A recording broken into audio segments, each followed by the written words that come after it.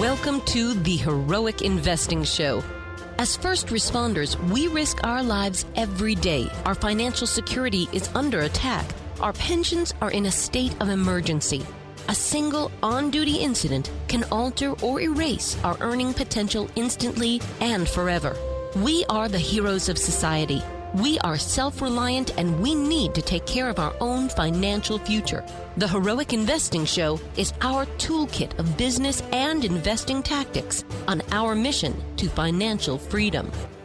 Welcome to the Heroic Investing Show, a podcast for first responders, members of the military, veterans, and anyone looking to improve their financial future and gain some freedom with their time. We teach America's heroes how to build passive income, build their startup business, and safely grow wealth through real estate and other alternative investments. We help current and prior first responders put protections, systems, and a team in place to help them build a life where they can focus on their passion, that service or product that they are uniquely gifted to share with others, making the world a better place for all of us. My name is Gary Pinkerton, and I co-host this show with Jason Hartman. This is episode 205. Today we talk with the president and founder of Storymakers Incorporated.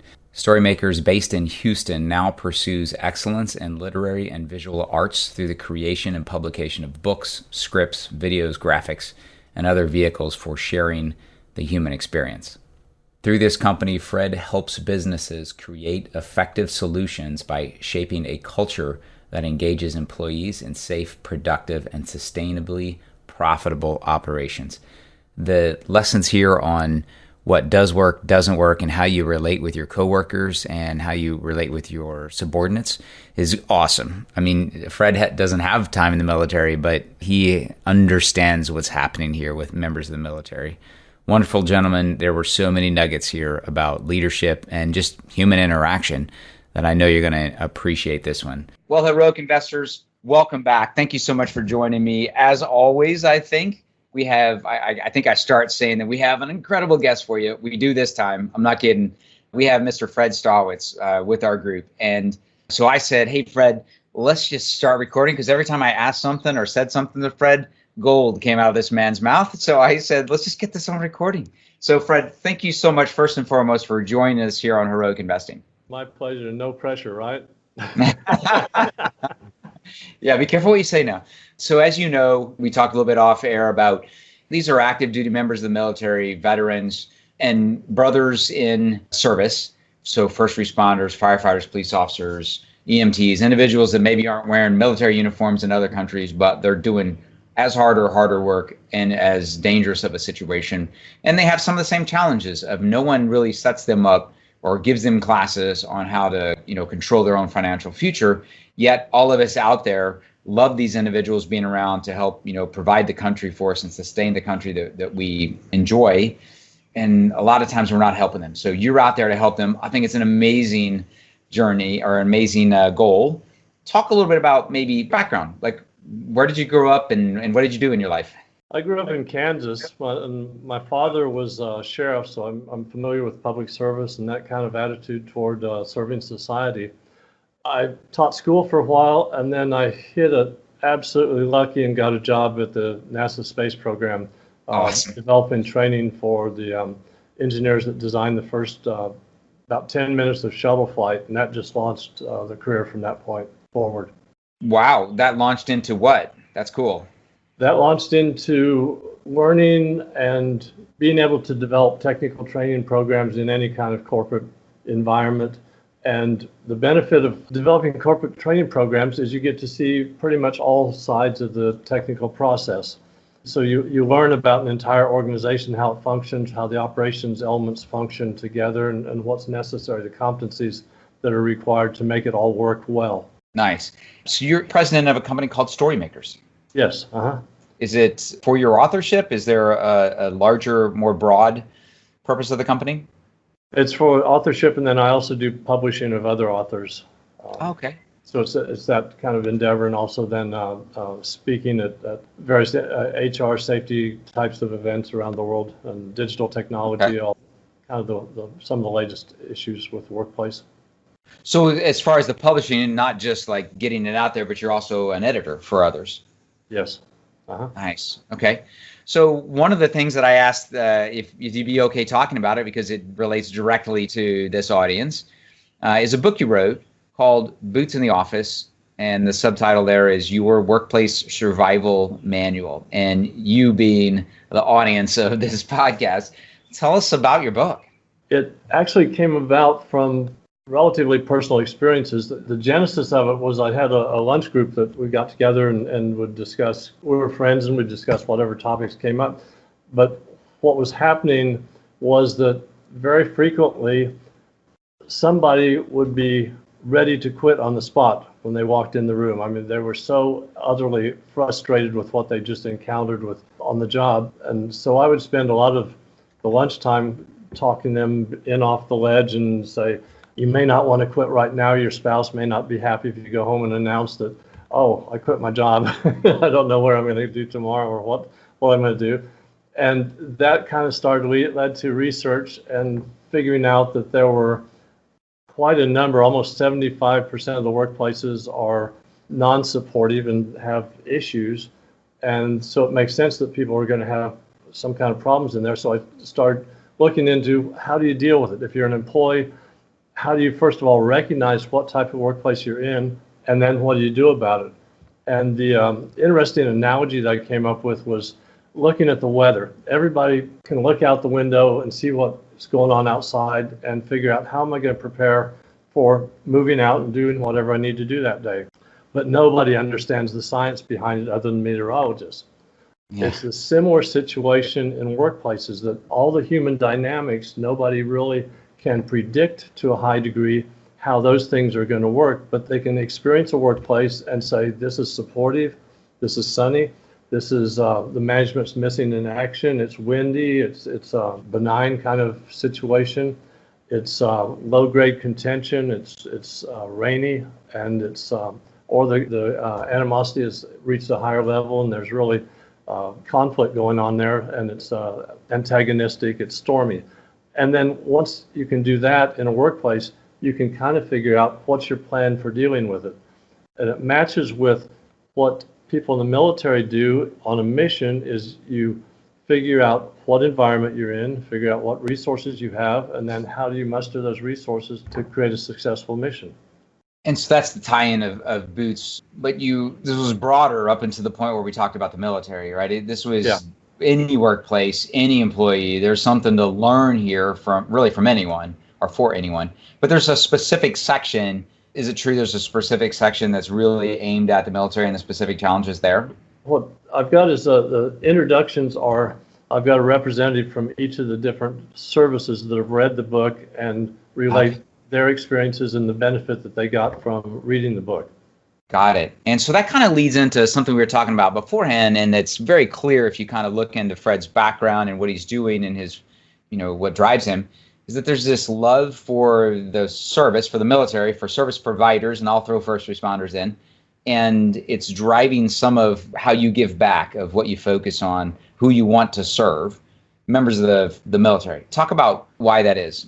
I remember back in Vietnam days, I had friends that went to Vietnam. I was lucky enough to have a high enough number that my number wasn't called. But I saw that theirs were, and I saw what happened to them as a result. And some of them came back quite changed from that experience, realizing that they were sent in defense of our democracy, in defense of America, and seeing the trauma that many of them went through, and then how they were treated on the back end of that, and realizing that just that thank you for your service pat on the shoulder isn't enough to carry many of them through what they had to deal with when they got back. It's bubbled in my mind for many, many years that we need to treat the first responders, the police, the firefighters, the military in a different manner than we do. We say that we respect them. We need to respect them all the way through the process in a life cycle that they experience. Got it. Okay.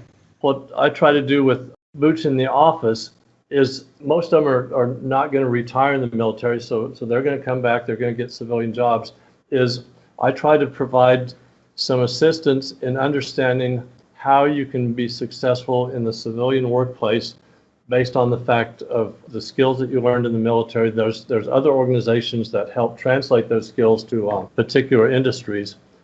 But in general, what's a way that you can approach the civilian workplace, understand what's going on, and be able to deal with it in an effective manner so that then you can control your future to a higher degree, since you're probably not going to get the complete level of support that you actually need.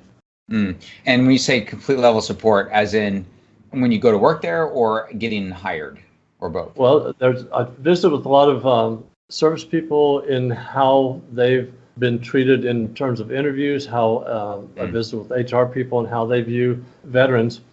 And my view is that veterans have a particularly important set of skills that involve a high level of leadership, and that given the right conditions and the right support structures, they're going to do very, very well. What typically happens is that a lot of the workplaces are not as well organized in terms of a command structure and the expectations as the military is. So you move from a really structured environment to an unstructured environment, and you don't have a lot of guidance on how you interpret this environment, how you do it, and you just plunge forward in trying to succeed. Well, it's the same as trying to capture a hill without figuring out what your environment is first. It's not going to work. Right. Yeah. Very well put. And so we alienate ourselves, or we feel alienated just by our own actions compared to what everybody else is doing in the workforce as well. I can remember showing up way earlier than everybody else and working longer and, alienating people around me because they weren't on that pace and didn't appreciate me being on that pace. Frankly, it made them look bad. It's interesting. We come in with a set of preconceived notions that's different than the people who are in the workforce. We've covered this subject a lot on this podcast series because I feel like it is one of the most important benefits or resources we can provide those that are still active duty, those that are still serving in public, civil service. And that is give them pointers and some encouragement that it's not that hard to go do. And some of the benefits that you walk in with is just being put together right, just like knowing how to get there on time and figuring out the trip in on your own and figuring out what you're going to do for, I don't want to just say that the average person can't figure out what to do for lunch. That's inappropriate. But just a lot of things, a lot of life things that you've been forced to just figure it out and get here on time in the military help you kind of lay a lot of the things that come with a daily or a weekly activity at work, kind of just put those into threshold, at the bottom, and we don't worry about it. There's a lot of advantages. There's a lot of things where you're given credit for your leadership, but then we also are speaking a different language, like you just mentioned, right? So I haven't focused very much actually on that part of it. That leadership part pays dividends if you're in a supportive environment. If you're in an antagonistic environment, it's going to work against you because you're treading on somebody else's territory that may not have the competencies that you have or the leadership skills that you have, but they have the authority. And as you said, they may feel intimidated by your set of skills. They're going to do everything they can to limit your opportunities. So do you feel, you've talked about antagonistic environment, the different weather patterns, right, or the different weather conditions. Is that, obviously, I mean, I've been in command, so I get that, the leadership sets the culture. The leadership determines, the culture of the organization. But I also feel like there's some situationally dependent aspects of that. Like a person can come to what otherwise might be a supportive organization and turn it into an antagonistic relationship for them personally, just by the way they've shown up, I guess. Yeah, and one of the things that I discussed in the book is a technique for managing controversy. Do you think of, what I've got in there are a lot of different things that the military folks in the workplace can think about that they can use as tools. And one of them is in managing conflict, think of it as a ping pong match. Somebody says something, and it may be like, what's with that report you did? And how that individual responds when the ping pong ball goes over to them, how do they hit it back? Do they hit it back with, well, what do you mean? Or is there something you saw in there that I don't see? I agree with you. It was terrible. They've got options on how to respond that either elevate or minimize the conflict between them and that individual. And so one of the skills that's very, very useful for anybody in the workplace is being able to manage that conflict by knowing how to either ask questions or deflate any of the conflict on the antagonism that's being directed toward them. Yeah. So relationship management somewhat, and also dealing when there, no kidding, is a conflict there. I think a lot of conflicts we make on our own because of how we misinterpret, how we choose to respond. We misinterpret and then react instead of respond. And so it's kind of a chain reaction thing, and then it just escalates. But if you think about, and sometimes you do want to disagree, but think about it, is it in your benefit to disagree in that particular situation, or is it better to put that disagreement off to when you're positioned better to actually make an argument? So timing plays into it, and then also not making it personal to the other individual, right? I mean, they may have made it personal to you, but if you can unemotionally discuss the goal, the project, the deadlines, things like that, as opposed to, making it personal to them, then they dig in too, right? So that's all kind of about relationship management, but it happens every day in the workforce, right? I'm running a company of one right now, and so I've already forgotten a lot of that, but you brought a lot of that back. You get into some heated disagreements? Yeah, and thankfully I'm not recording them, or I might be, going to sanitarium. Something that runs parallel to that is attitude. The way I look at attitude is, think of it as a light switch. Light switch is up, you're in a good attitude. The light switch is down, it's in a bad attitude. So the question is, where do you keep that switch? Do you keep that switch right next to you so that you don't let anybody else change it without your approval? Or is it sitting out on your desk? Is it out in the hallway that anybody walks by can just throw you in a bad mood just like that? Yeah. Wow, that's some good parenting lessons there too. I keep telling my kids that, but maybe I'll have them have you say it or hear you say it. Be glad to. So I tell my sons all the time, and they're teenagers, so they're in that learning about life and getting ready to be on their own stage, which is challenging. I tell them all the time, hey, you get to choose how you respond. Even when I've made you mad, anyone makes you mad, you get to choose whether you're going to get mad or not. And that's hard, though. I mean, I'll be the first. And a way to think about that is if you decide to get mad, think of it as going on vacation. You're not going to be productive during that time. And maybe you get mad for 2 minutes and you're really resilient and you can kind of kick back into gear pretty quickly. Maybe you're mad the rest of the day and sleep on it and you reset your switch the next day. But be aware that you decide how long you're going to be mad. And as long as you are in that mood of being mad, you're not going to get much done. Make it your decision. Take ownership of it. Wow, that would be amazing if you weren't led around by your emotions, but got to choose and use them strategically. Cool. What about other aspects of the book that we haven't touched on?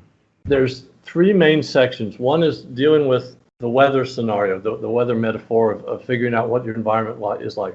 Then once you figure out the environment, the middle section is you've got 2 things to control within any environment. One is your level of risk, and that is how much, and the way you can control that is by what assignments do you accept at face value, how much of that do you push back and share with the management assigned you to do that because you don't feel comfortable with the skill set or the access to resources to actually make that happen.